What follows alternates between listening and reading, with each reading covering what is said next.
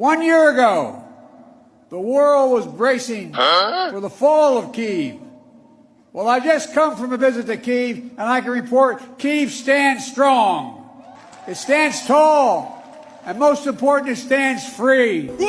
When President Putin ordered his tanks to roll into Ukraine, he thought we would roll over. He was wrong. The Ukrainian people are too brave.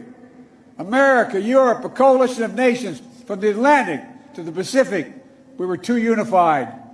Democracy was too strong. Instead of an easy victory he perceived and predicted, Putin left, burned out tanks, and Russia's forces in disarray.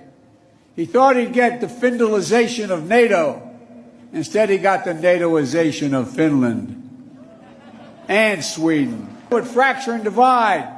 Instead, NATO is more united and more unified than ever before. He thought he could weaponize energy to crack your resolve, Europe's resolve.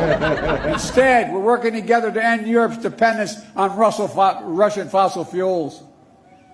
He thought autocrats like himself were tough and leaders of democracy were soft. And then he met the iron will of America and the nations everywhere that refused to accept the world governed by fear and force. He found himself at war with a nation led by a man whose courage would be forged in fire and steel, President Zelensky. President Putin is confronted with something today that he didn't think was possible a year ago. The democracies of the world have grown stronger, not weaker. But the autocrats of the world have grown weaker, will never be able to ease the people's love of liberty. Brutality will never grind down the will of the free. And Ukraine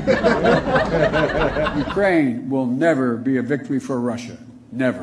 When President Putin ordered his tanks to roll into Ukraine, he thought we would roll over.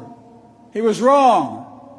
The Ukrainian people are too brave. America, Europe, a coalition of nations from the Atlantic to the Pacific,